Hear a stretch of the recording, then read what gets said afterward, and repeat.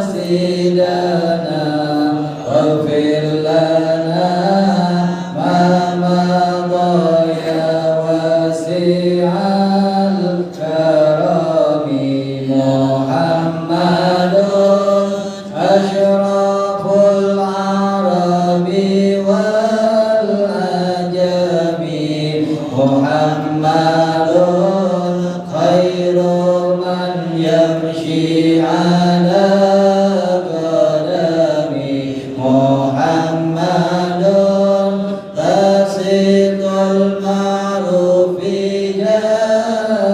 جميعه محمد صاحب الإحسان والكرم يا ربي بالمصطفى بلغ مقاصدنا واغفر لنا ما مضى يا واسع الكرم محمد تاج رسل الله قاطبة محمد صادق الأقوال والكريم محمد ثابت الميثاق حافظه محمد طيب الأخلاق والشيم يا ربي بالمصطفى بلغ مقاصدنا واغفر لنا ما مضى يا واسع الكرم محمد رويت بالنور قينته محمد لم يزل نورا من القدم محمد حكيم بالعدل ذو شرف محمد معدن الإنعام والحكم يا ربي بالمصطفى بلغ مقاصدنا واغفر لنا ما مضى يا واسع الكرم محمد خير خلق الله من محمد خير رسل الله كلهم محمد دينه حق ندين به محمد وجميلا حقا على عالمي يا ربي بالمصطفى بلغ مقاصدنا واغفر لنا ما مضى يا واسع الكرم محمد ذكره روح لأنفسنا محمد شكره فرض على الأمم محمد زينة الدنيا وبهجتها محمد كاشف الأمة والظلم يا ربي بالمصطفى بلغ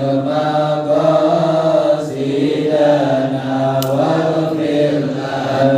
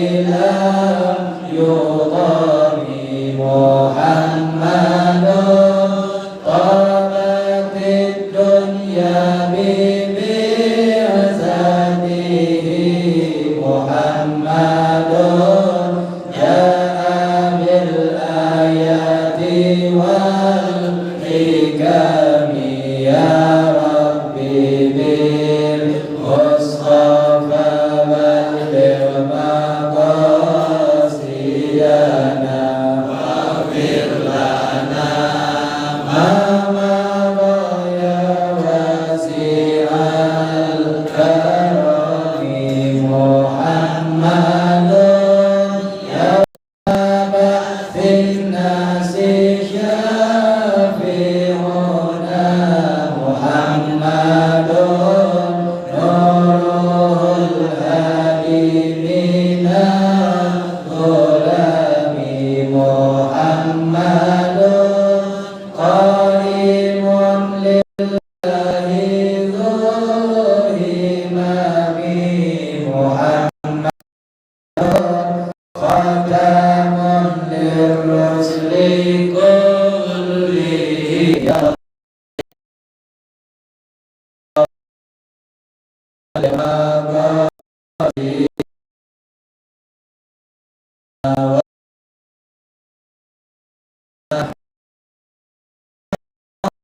يا واسع الكرم. السلام عليكم ورحمة الله تعالى.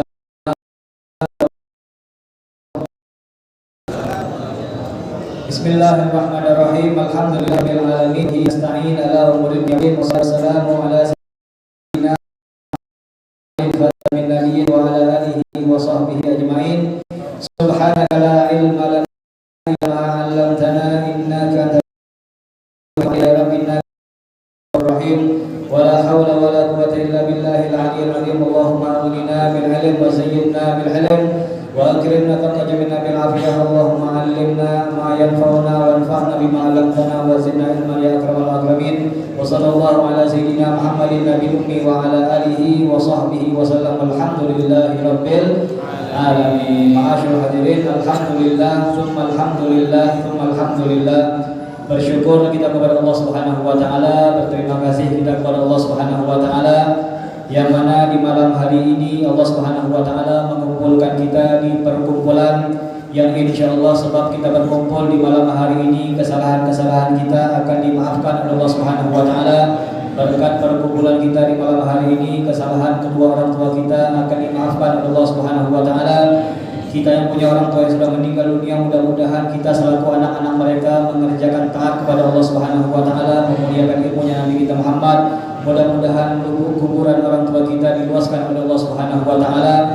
Mereka dijauhkan dari azab kubur yang Allah Subhanahu wa taala. Segala kebaikan mereka akan diterima oleh Allah Subhanahu wa taala. Segala kesalahan mereka akan dengan mudah dimaafkan oleh Allah Subhanahu wa taala, dan Allah Subhanahu wa taala bakal menjadikan kuburan mereka taman dari taman surganya Allah Subhanahu wa taala. Dan kita minta dan kita berharap kepada Allah Subhanahu wa taala, mudah-mudahan dengan perkumpulan kita di masjid Allah Subhanahu wa taala, keluarga kita, orang tua kita, anak istri kita yang masih hidup akan mendapatkan penjagaan dari Allah Subhanahu wa taala. Akidah anak-anak kita, akidah cucu-cucu kita akan dijaga oleh Allah Subhanahu wa taala, sehingga kita bersama dengan teman kita, keluarga kita akan menjadi orang-orang yang selamat baik di dunia ataupun akhirat ya Allah Subhanahu wa taala, insyaallah. Amin ya rabbal alamin. Ma'asyiral hadirin, insyaallah di malam hari ini kita akan sekaligus mengenang ataupun mendoakan guru kita, yaitu Ustaz Umar Mohtor, seorang pengajar, seorang pendakwah yang dulu pernah mengajar di Kota Mentok, yang mana dikatakan majelis di malam hari ini yang bergabung dengan tahlilan ataupun haul mendoakan guru kita ini sebagai bentuk syukur kita kepada Ustaz Umar Mohtor, karena dikatakan man lam yashkurin nas lam yashkurillah. Barang siapa yang tidak bisa berterima kasih kepada manusia, maka orang tersebut belum dianggap bersyukur kepada Allah Subhanahu wa taala. Kita punya guru, maka patut bagi kita untuk berterima kasih kepada guru kita, di antaranya dengan mendoakan beliau. Jangan sampai kita kalah dengan anak-anak SD. Jangan sampai kita kalah dengan anak-anak SMP, yang mana mereka kapan mengenang guru-guru mereka, mereka mendoakan, mereka mengenang, bahkan taruhlah mereka menyanyikan lagu, terlepas dari hukum apakah itu diperbolehkan atau tidak. Namun kelebihan mereka selaku orang yang belajar ilmu umum, bukan kayak kita ahli majlis, mereka saja orang-orang yang sekolah di SD, di SMP, tahu cara mengingat, tahu cara berterima kasih kepada guru-guru mereka. Maka kita selaku ahli majlis ataupun orang-orang yang dekat dengan ilmunya Nabi kita Muhammad, maka sangat-sangat pantas, bahkan harus bagi kita untuk mengenang jasa guru-guru kita. Karena dikatakan barang siapa yang tidak berterima kasih kepada manusia, maka dia di mata Allah belum dianggap sebagai orang yang bersyukur kepada Allah Subhanahu wa Ta'ala. Sama dengan baca sholawat kepada Nabi kita Muhammad. Al-Habib Ali bin Muhammad bin Husain Al-Habsyi, dia pernah mengatakan, ketika seseorang bersolawat kepada Nabi kita Muhammad, itu sedikit banyak tujuannya adalah untuk menyampaikan rasa terima kasih dia kepada Nabi kita Muhammad. Nabi Muhammad itu jasanya banyak kepada kita, untuk keluarga kita banyak, bahkan untuk pribadi kita banyak. Kita bakal dimudahkan sama Allah urusannya, pahala kita dilipat gandakan sama Allah, bahkan di akhirat kita pun akan mendapatkan bantuan. Maka kita pantas untuk berterima kasih kepada Nabi Muhammad lewat apa? Maka kata ulama, cara berterima kasih kepada Nabi Muhammad diantaranya dengan baca sholawat kepada Nabi kita Muhammad Sallallahu Alaihi Wasallam. Maka di malam hari ini kita mengenang, kita mendoakan guru kita Ustadz Umar Mohtor. Dan maaf, jangan sampai kita salah, karena orang-orang di zaman dahulu, orang-orang zaman dahulu bahkan masih tersisa banyak di zaman sekarang. Ini contoh yang baik. Apakah itu? Kalau mereka bangga ketika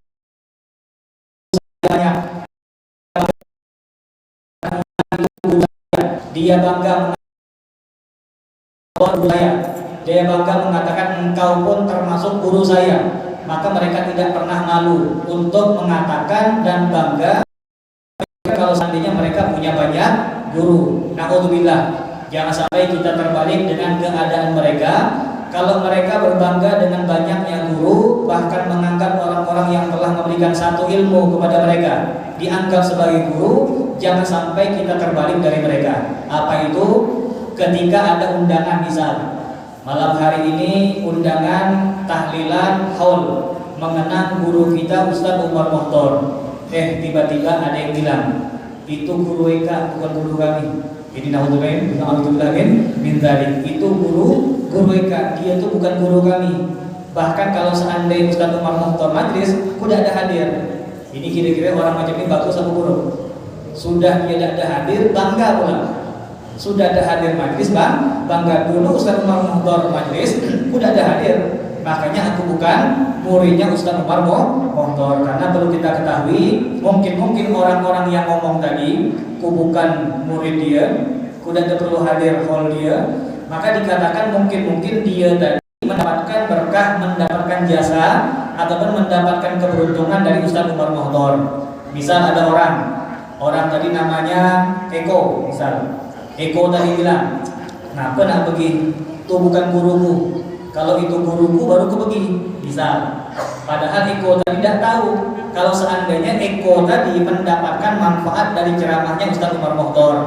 Misalkan Bayu benci sama Eko, tiba-tiba Bayu pergi majelis, Ustadz Umar Mohtor mengatakan, kita ini kalau bisa jangan benci sama orang, itu menyebabkan Allah suka sama kita. Kalau kita benci dengan orang, Allah pun benci sama kita. Allah bakal bercermin dengan sifat kita. Misal, dengan ceramah tersebut akhirnya Bayu luluh yang awalnya punya niat yang buruk, saling sikut ataupun membenci Eko tadi, dengan ceramah tadi jadi berubah. Dan benci lagi, dan niat buruk lagi, bahkan membantu yang namanya Eko tersebut. Kira-kira Eko tadi mendapatkan manfaat apa tidak?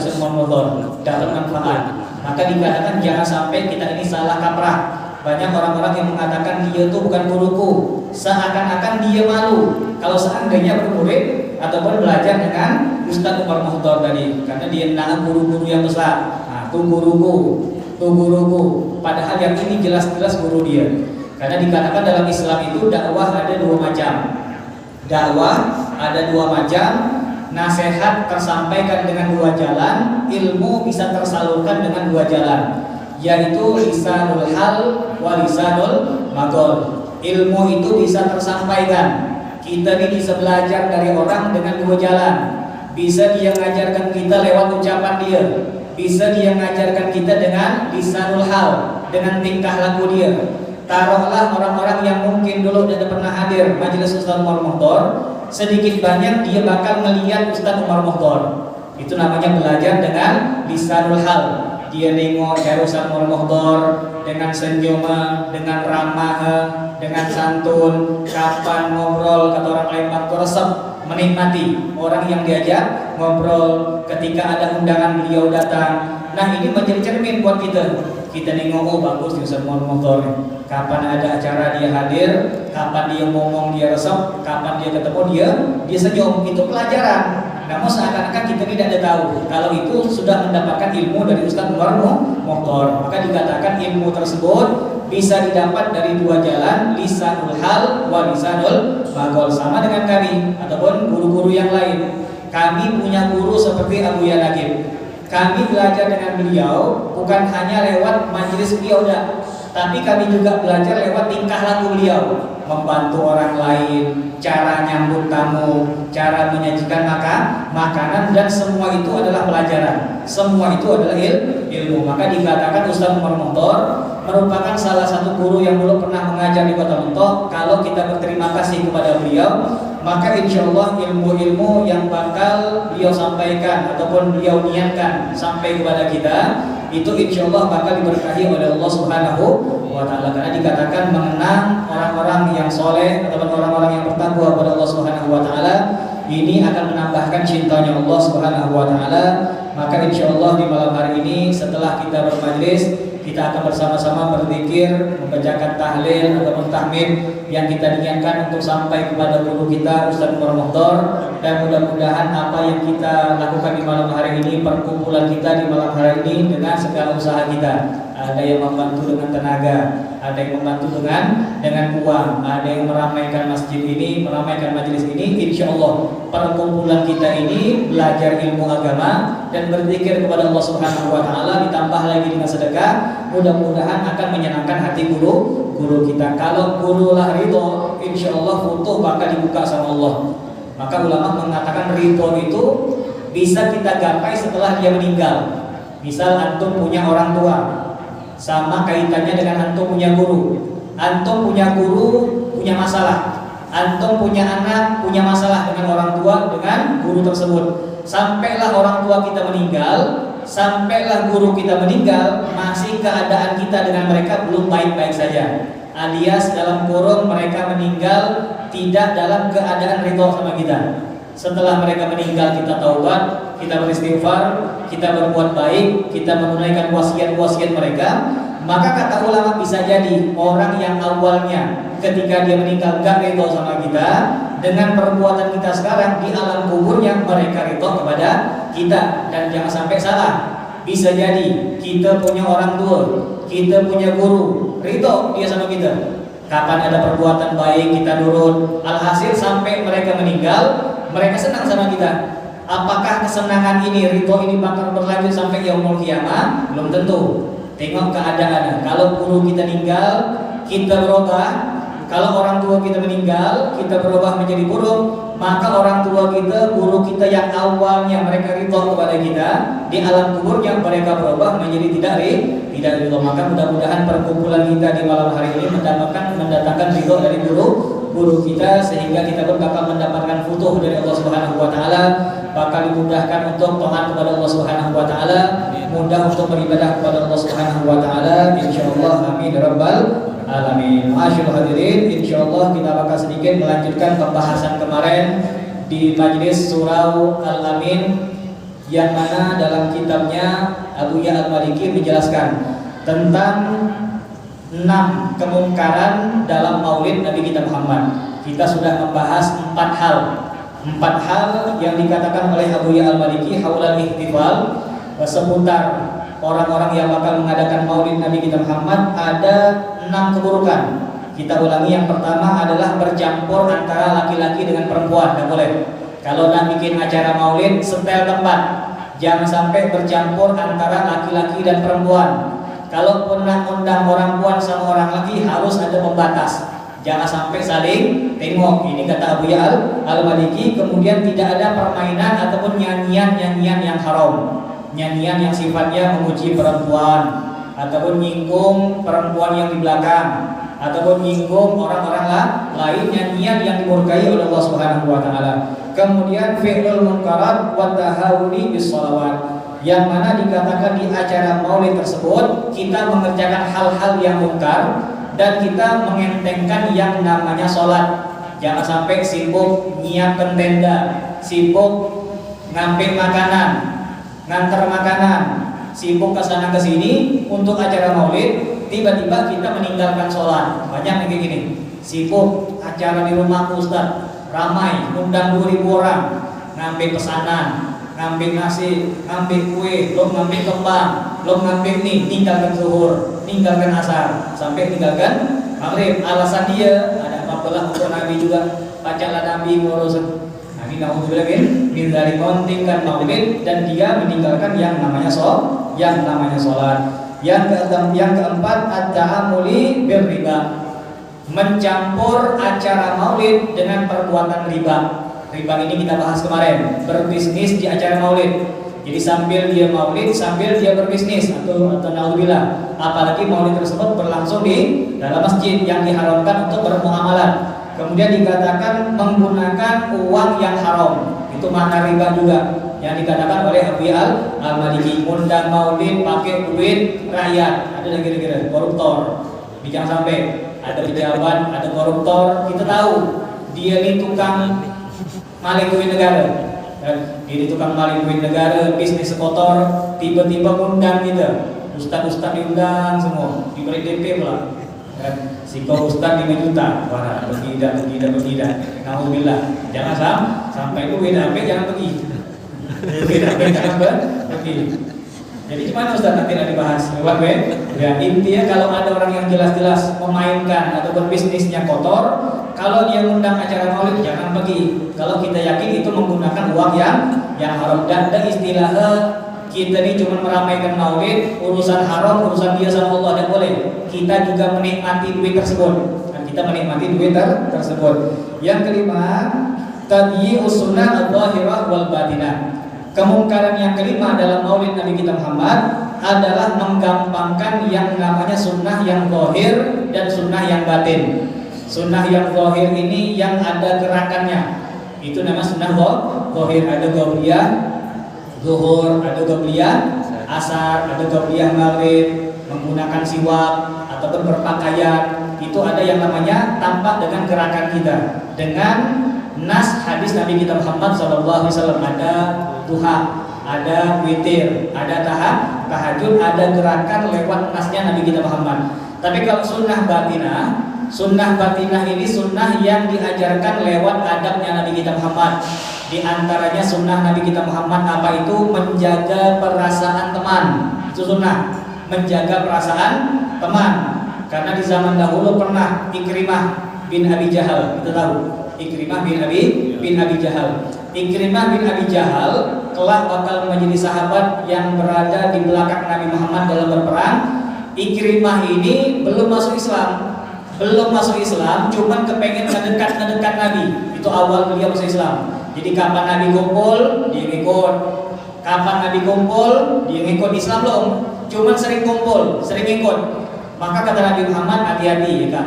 Kalau seandainya Ikrimah kumpul, jangan kita nyebut-nyebut Abu Jahal. Nanti kawan kita kesinggung, nanti kawan kita kecil hati. Maka ketika datang Ikrimah, satu orang pun di antara sahabat tidak ada yang mau dan tidak ada yang berani menceritakan seputar tentang Abu Jahal. Karena dikatakan dengan rahmat tersebut Ikrimah langsung dekat dengan Nabi Muhammad dan langsung beriman dengan Nabi kita Muhammad SAW. Maka Nabi Muhammad mengajarkan kepada sahabat sunnah batinah, sunnah yang bisa dirasakan bagi orang-orang yang punya perasaan. Macam ini tadi, jangan mainkan hati lawan kita. Itu sunnah Nabi Muhammad. Nabi Muhammad tidak menyebutkan hati sedap, tapi itu kode daripada Nabi Muhammad untuk menjaga perasaan teman. Maka dikatakan orang-orang yang bermaulid hendaknya mereka sedikit banyak menghidupkan sunnah Nabi Muhammad. Makan duduk agak banyak. Kapan kita nengok acara maulid, kita bukan nyinggung orang mentok. Tiba-tiba panitia tadi di acara maulid makan berdiri, minum berdiri. Nanti ada lagi makan berdiri, minum berdiri, pakai sorban bola, bukan saya. Pakai sorban bola. Ke depan, Pak. Ke belakang. Makan berdiri, minum berdiri. Ini kata orang apa guna maulid? Apa guna maulid? Tidak ada arti ya ngajak orang mengerjakan sunnah. Dia yang mengundang orang maulid lebih dulu tidak ada mengerjakan sunnah Nabi kita Muhammad SAW.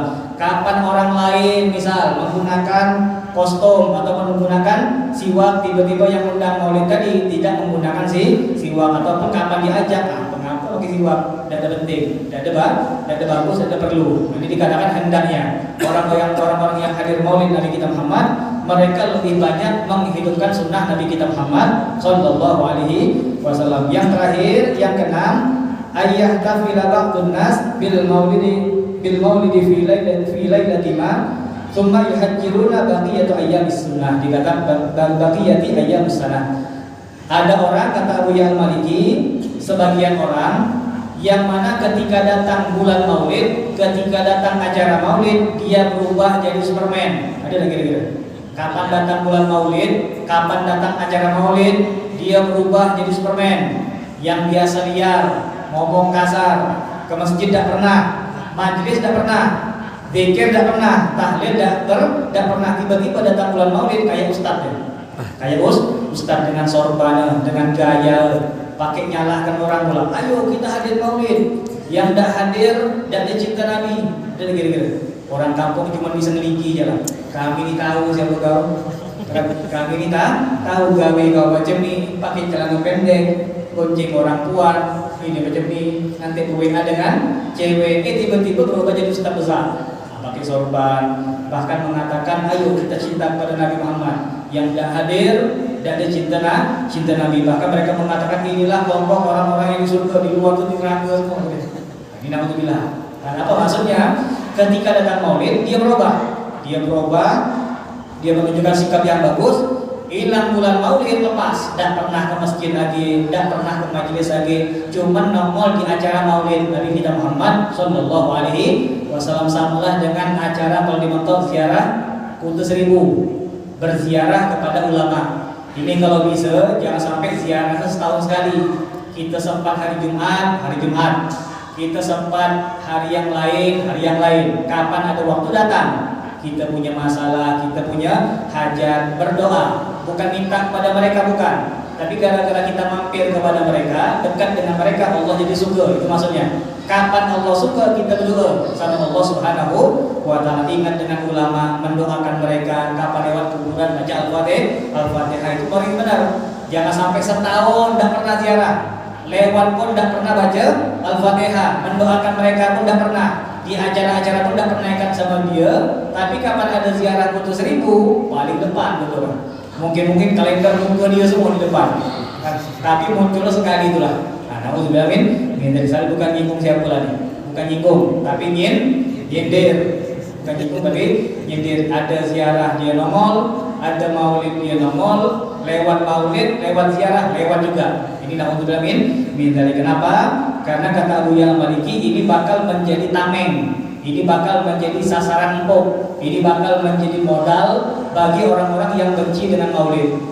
Mereka mengatakan, aku untuk maulid tengoklah orang-orang yang maulid itu tidak ada sembahyang, ada majlis tidak ada bagi, ada sedekah sumbangan dia tidak ikut, ada kerja bakti dia tidak ikut, ada orang ngaji Quran dia tidak ikut. Kapan maulid dia baru nongol. Tuh tengoklah apa bagus maulid. Gara-gara maulid fulan sama fulan kelahi. Saya dengar-dengar di orang tuh kelahi gara-gara ribut masalah maulid. Yang ini kepengennya penceramah dari Cina, yang ini kepengennya penceramah dari Afghanistan misal. Ribut gara-gara ceramah berkelahi. Kira-kira di mata orang awam maulid itu bagus sudah? Dan bagus, bikin orang berkelahi. Gara-gara maulid fulan sama fulan dan tegur. Kapal lewat pasar sikot nengok hotel, sikot nengok Masjid Jami. Kelompok sama kelompok. Ini paling banyak di Mentok. Di Mentok ini nasihat sangat bagus sebelum kita memasuki bulan maulid. Banyak masih ada sifat-sifat jahiliyah yang mana mereka per kelompok. Ini yang saya dengar, mungkin mudah-mudahan orang puan ada dengar ini. Ini yang saya bahas, dia orang puan, bukan orang laki. Mudah-mudahan orang laki ada. di majelis-majelis orang puan. Dapatlah nasihat buat mereka dan juga insya Allah buat kita. Ini saya dengar sendiri, dikatakan ada kelompok, misal taruhlah kelompok Batu Gunung. Kelompok Batu Gunung ini orang-orang bagus. 5 orang ini baca lancar, 5 orang ini baca maulid bagus, 5 orang ini baca qasidah maulid lepor suara, 5 orang ini bisa ngatur sound system.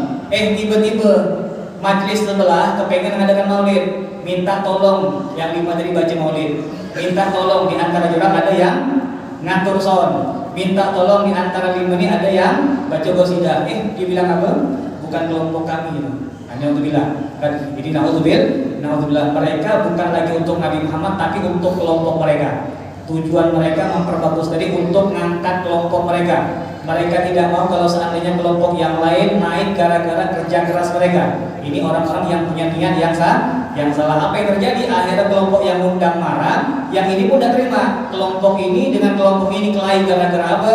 Gara-gara maulid Nabi kita Muhammad Sallallahu Alaihi Wasallam. Maulid membuat ribut antara Jami dengan Surau Tanjung misal. Masih Jami misal ngundang malam 12. Tiba-tiba lagi undang segala macam. Hendra ketua Jami lagi nyiapkan kambing, malamnya ada kambing. Lagi nyiapkan kambing, 20 ekor kambing, nyiapkan di Masjid Jami dengan panggung dengan segala macam. Tiba-tiba Surau Tanjung ngundang Ustadz Abdul Somad. Kira-kira orang agak kambing apa ngagak Ustadz Abdul Somad? Kesana semua. Kira-kira Jami marah apa?